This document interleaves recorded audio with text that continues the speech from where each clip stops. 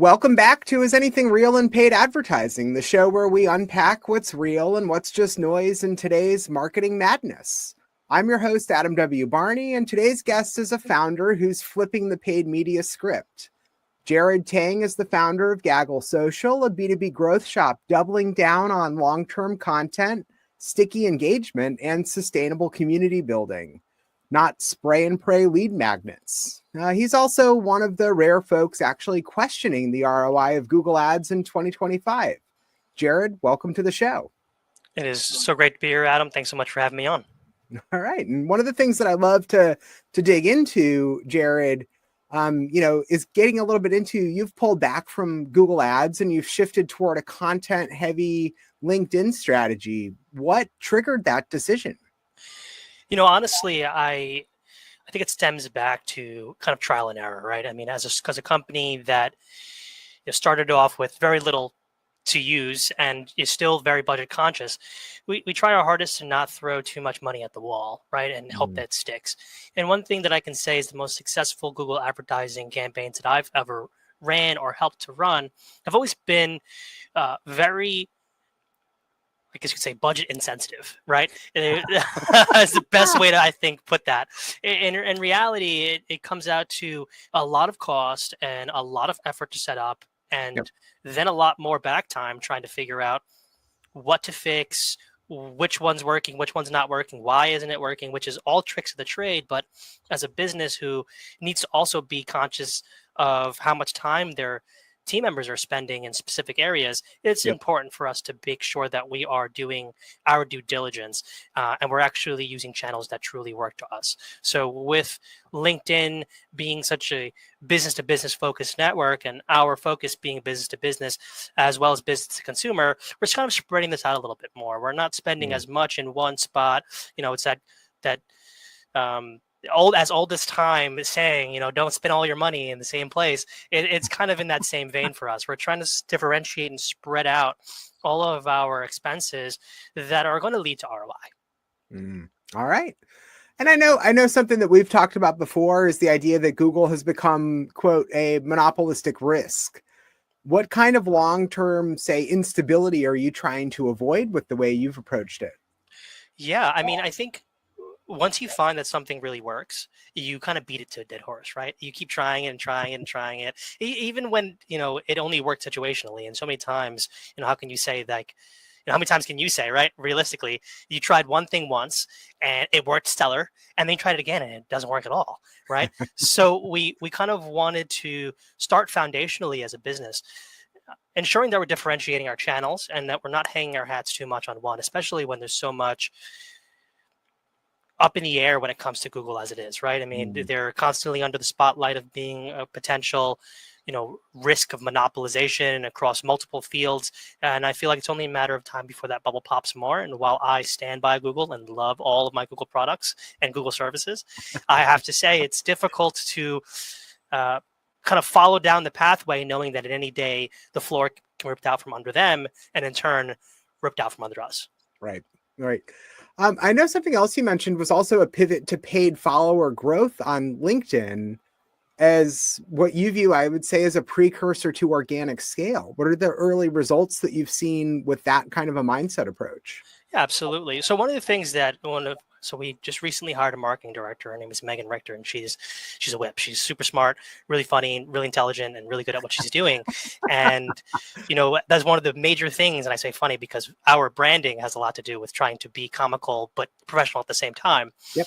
So one of the things that I can say that was very interesting early on in our discussions was that we're seeing a shift in the landscape on LinkedIn where companies aren't really being followed as widely as people would like them to be followed. It's become a little bit more like what we expect to see on Instagram or Facebook or TikTok, which is founder-led discussions and conversations.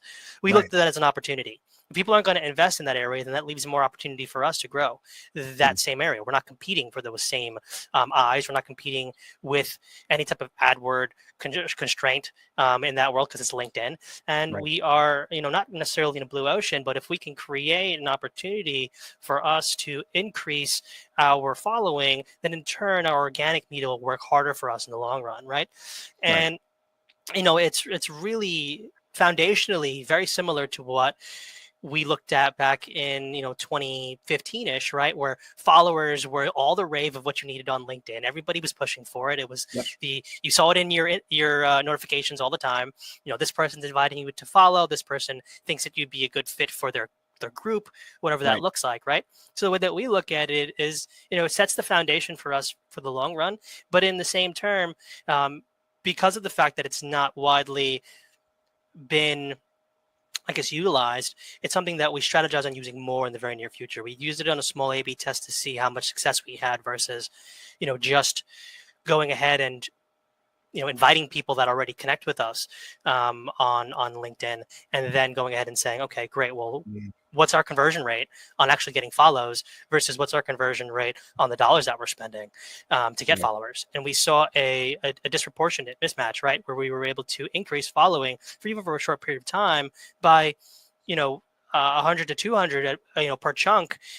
That was way more successful than spending the 20 minutes it takes to go through your followers and click invite to follow, because there's no other trigger that makes people want to until you've been in the newspaper 100 times and you've been all over Instagram 1,000 times and TikToks you're trending in, right? That's when you start getting followers from B2B channels. So it's difficult to kind of get that same reaction that we would like to see even though we know that the folks that would use our network are social users and are interested in using, more, or I guess you could say differentiated platforms for their professional service work, professional service connections, their networking opportunities, and more. Right. I have to add to the conversation here, Jared. I was working at Microsoft when they bought LinkedIn, and it's incredible the evolutions that it's made over the years since Microsoft acquired them, from what the capability could be. I think there are some things, honestly, that LinkedIn leaves that could be better. The messaging platform being one piece of it that is an absolute abysmal messaging platform to be in the middle of. When we think about, working outside of that and within these realms that you were talking about before, I know you don't rely on those traditional lead magnets, whether they're white papers, PDFs, or gated guides. Why not? I think a theory that we have really landed on has been that there are so many people fighting for the attention that lead magnets, especially on B2B channels, all kind of sound the same. So because of that, they all kind of get the same result, which is a couple of clicks and a little bit of hope that what they're clicking into actually is what they're looking for, because you never know anymore when it comes to, these kinds of tools. You can go ahead and think that you're clicking on an advertisement that tells you that they'll get you, 100 keyboards for your whole team, right? In reality, but you need to now go through and jump through hoops to get those 100 keyboards, right? So effectively speaking, if you flip the switch there and we say, what do people really want? Well, they want to learn, they want to be educated, they want to expand their knowledge in certain domains, especially in the professional services world and the business to business world. The question beckons, how do you differentiate when everybody kind of is sharing kind of the same information, right? And there's so much out there in that. So in reality, you spend 6-7 hours building something that people will hopefully download, and then you link it to something else, which takes you another 2 hours to do through, say, Zapier and a mixture of MailChimp. And then before you know it, you've got your advertisement out there, but your overall investment of time and effort is, 10 hours. Your advertising costs are $300. And what do you get from it? 2 leads, right?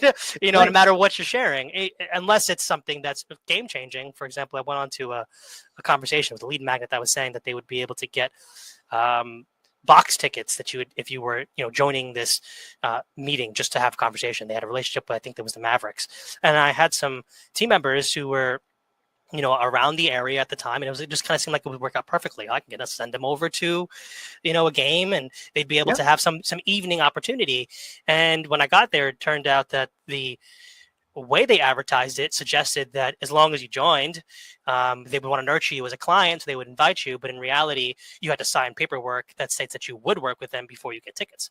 So I got the bait and switch, right? Wow. So people have that experience all the time, and that creates a distaste towards it, or a distrust towards what you are pushing and peddling, and creates a bit of a divide from where you expected the conversation to go, and you never manage your expectations to begin with. So you kind of created this very awkward discussion that now results in no deal either way.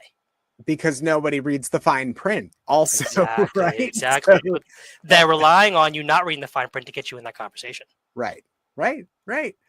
I know you've also described your engagement strategy as one that builds relationships across multiple roles and stages. I have a background that's in B2B marketing as well. So when you think about those hiring, the buying committees, right? Not the hiring committees, the buying committees. How does that show up in your content? How do you work across those different ICPs, let's say, to cohesively build that without using those traditional lead magnet tools? That's really challenging, honestly. And it's almost like we're working, they try to tell you to work smarter, not harder. But, sometimes when you're not utilizing the tools that everybody else is using, and there's nothing that comes out that kind of creates a game-changing divide around it, right? It kind of makes it difficult for you to project, right? So for us, it's difficult because, like you said, the hiring committees and the buying committees are both the areas that we focus heavily on. So that's two different ICPs completely, right? Who are both kind of bound by the same overall schematic budget, but at the same time, they have their own worlds that they kind of live in on their own, right? Where in the same vein, we also reach the talent market, and past that, the recruitment market is now one area we're going into as well. So it's hard to create so much organic content that people really are able to kind of sink their teeth into it and see, a big mix and match, but at the same time, you have to toe that line carefully because you don't want to lose the interest of your audience. They may have followed you because of the concept of I'm a talent and I want to find work. But now you're only showing me content related to what to do to hire somebody when I'm not that person, right? I can't really glean as many learnings from there. So we have to toe that line very finely, and it's differentiate or diversity in the content types. And we've just recently been, focusing a little bit more on the content strategy around Blue Sky and X, formerly known as Twitter. And in addition to that, looking at other ways that we can get into more forum-based approaches like Reddit, as well as Stack Overflow, because of our technology focus. So it really is, we're looking at it more of a per channel basis at this point. And that's how we're kind of approaching the marching order around there. It's how are we going to touch where we need how are we going to pull on the heartstrings we need to pull onto, and it all starts with where that person is most likely to find content. Right. It's that idea that you used to think that Google was the only search bar out there, and of course that's been quietly outseated over the years by Bing as well when you talk about another Microsoft product, but it's how the search bar has moved across all these different platforms. And it's getting into this idea, you sort of touched on this, about a philosophical shift of moving from the era of one-to-many and moving into one-to-one at scale. Like one-to-one is different than one-to-one straight up. One-to-one at scale is a bigger impact. And I think that touches on this idea that organic media is a better long game approach than rented traffic. What does that look like in execution across you and your clients? Yeah, so one thing I can say is that it's definitely a more sustainable approach in regards to budget, right? Because until you're making hand over fist, right? And then it's like, the money flies in, money flies out. And, it's all kind of something that you can recognize as a sunk cost to begin with, right? I mean, it's something that's necessary for the trade to happen, not necessary for us to, spend the X, Y, and Z here because we know that our marketing works. And I guess this, to answer that question, it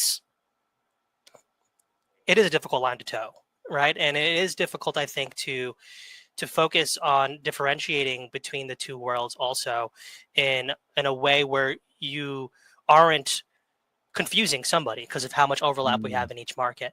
In the organic world, for us at least, we can at least recycle and test at a very cost-effective way, right? I mean, as long as we're improving consistently our engagement rates across channels, we will get that feedback when we don't receive what we're expecting, especially when we figured out how to replicate it, right? And I think that's the number one piece is, how often can you rinse, wash, and repeat a specific process or set of tools before it becomes a little bit lackluster or a little bit slower to draw, and that's when you need to figure out a new strategy or a new way of looking at it. So right now we're revamping a lot of our branding, and we're talking about and opportunities to increase our creative assets and how we can get that moving quicker. And that's really, I think, where organic wins the world, right? You have to stop the scroll, and stopping the scroll is difficult when it recognizes you as a promotion, because the person's going to look at this and say, okay, ad fatigue, next. And then they're going to keep moving, and they're not even going to read what you said. But if you came with something that truly seemed like it would be impactful because you're not paying for it, it seems authentic, and then you also offer value in that same world, it's almost difficult to keep scrolling without giving it a quick look and read, even if it's a skim. Right. So that gets into that idea of an evolution in audience life cycle. But it can be tough, I think also to keep content, to build that content engine and keep it relevant and responsive. Any ideas for, scrappy agencies over the next year on how they can double down on that more effectively? Yeah. So, one thing I have to say that I recently heard from a podcast I was listening to that suggests that everybody always, especially in consumer goods, everybody's always like, let's go to TikTok. TikTok's where to be at. E-commerce increase. Let's go to TikTok shop. Let's get it in, right? That is so much easier said than done. And while TikTok is something that has been able to replicate, repeat, and help people scale, it's something that is its own beast, right? Videography is tough. And to land it correctly, it's even tougher. So it's not for everyone. Just because you're a beauty brand or a sneaker company or a lifestyle company in any type of fashion, it doesn't necessarily mean that TikTok shop's the way to go. So you can't just kind of follow that wave. You have to continuously try to find opportunities that you can expand past that. You can open up new doors and channels. I love it. That's incredible. Sort of random question here. What's the last piece of paid media advice you completely ignored and we're glad you did? I'd honestly, I'd say the one that sticks with me the most, and I don't know if it's the most impactful, but the one that sticks with me the most is, don't be the founder who jumps on the advertisement with a cool car behind him and says, you can be this guy, right? You could be me if you listen to my 5 steps, right? And it goes past than just that template blanket concept of, you can be like me if you listen to these 5 steps. It's anything, right? It's, but it's that same first experience. You have to come off as authentic. Don't just show up and be like, you could be rich if you joined Gaggle Social and you used it to improve your services. Like that wouldn't go well with folks. That's not what they're looking for. I mean, everybody wants to make money. Everybody loves the opportunity to be rich. But at the same time, selling a concept that only seems like it worked for you, but that could also be something that I don't even know if that really worked for you, right? That could be a rented car. This could be your dad's car. This could be your uncle's car, right? It could be your mom's car, whoever. It could be a car you walked by in a parking lot. Honestly, exactly. Right? Yeah. Look at my Lamborghini. This could be you. If you follow my 10 steps, to avoid anything that feels remotely like that is where you don't want to spend your ad dollars. You want to try that out and see if it works, do it organically, right? You will save money. And you know what? At least you may also get a whole lot of hits off of your Be Rich Like Me video, but at the same time, your conversion rate is going to be 1%, right? And, you may get 1,000, 1%, of that is not going to be enough for the amount of money that you use to advertise what that look like, right? You're going to have to get somebody to buy into something. You really want them to feel like they kind of got the full deal or the full idea of what the deal is before you gave them the pitch. Right. Right. That's exactly right. And, thinking in this realm of marketing qualified leads versus sales qualified leads, that's something that I think Exactly. we always need to continue to remind ourselves of, no matter what we're building. Yes. Yes. I Awesome. agree. And you know what? Just to also focus on that, sales-led growth, that SLG world, right? I mean, it's great for business to business folks or business to business companies to consider using their actual sales people or their marketing people in their content. Those people have a specific energy about them, whether Right. that is in a picture. You could tell, right? You go on LinkedIn and you could tell the difference between a finance, head's profile picture and a director of sales profile picture. It is night and day, right? Yeah. They exhume a certain energy, they exhume Right. a certain facade, and they, just because they've absorbed this energy type or this type of personality, they sell and they know how to sell. And that's really what makes it happen. So their smile wins, right? Their Right. countess or the way that they speak wins. Right. And that wins deals. And it's authentic. This person who's in my ad actually works for my company. And it makes you feel like you're getting a peek through a window that was created entirely by you, right? And it makes people really, I feel like, move. When we get the most success from shouting on our team members. Our team members Yep. are very active in the communities. Yep. When we shout them out, we get a ton of love because it feels real. Versus I posted a picture of we posted a picture of I don't know, an infographic, right? And it gets some. And then you post a shout out to somebody who's not a part of your team and it gets none. So then you're like, okay, well, it's obvious that people want to see who is helping to build and grow the team. Right. That's exactly right. Jared, this was a fantastic real talk look into how paid ads are evolving and where founders need to slow down and think smarter before scaling louder. Where can folks learn more about Gaggle Social and get into your orbit? Absolutely. So you can check us out on the web at www.gagglesocial.com. It's GAGGLESOCIAL.com. And then you can also find us on LinkedIn, which is the channel that we're most active on right now, but we will be expanding that into other channels in the very near future. But that is Gaggle Social, Tech Networking and Hiring on LinkedIn. And you can find me at Jared Tang on LinkedIn as well. And I would love to talk to anybody who has questions about either what we do or anything about what we spoke about today as well, because my goal and philosophy is to help as many folks as we can in the long run, because paying forward gets us to pay it back. Right. I love it. And then last question, Jared, for the founder who's addicted to ads but secretly knows that their funnel is broken, what's your one piece of hard-won advice? That's a tough one. I would say that my one piece of hard advice when it comes to that realm is to take it slow when you're first starting off on your paid journey. It is, if you are getting involved in that, let's take it slow, one step at a time. Let's test our waters. Google Ad Console and search can really only tell us so much, right? It can give us only the insights we need. It can give us only the tools that we need to succeed from their view. We are the makers of that destiny, right? So we need to incrementally increase spends. We need to be careful about how we're spending that money, especially in an economy like we have today. Right. It's only opportunity for it to go on the rise. So there's, maybe at this point, there's a better opportunity for us to kind of hold close to our dollars and spend them, sparingly as we need to. And maybe in turn, that'll help to kind of decrease the ad fatigue we have in the world, and people will actually start listening to ads again. Sage advice, Jared. Thank you. Well, thanks for tuning into Is Anything Real in Paid Advertising, the show where we find the signal behind the noise.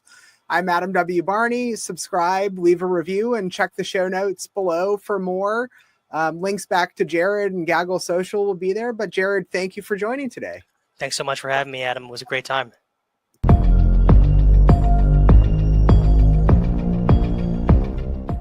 Scaling fast, but who's flying the rocket? If you're a VC-backed founder, 7 to 8 figure operator, or executive team scaling fast but heading toward burnout, I help you rebuild your energy system, reclaim 10 to 20 hours a week, and lead with clarity, stamina, and execution energy. 2 seats open now. DM me recalibration or go to adamwbarney.com to lock in a clarity call. Clarity over chaos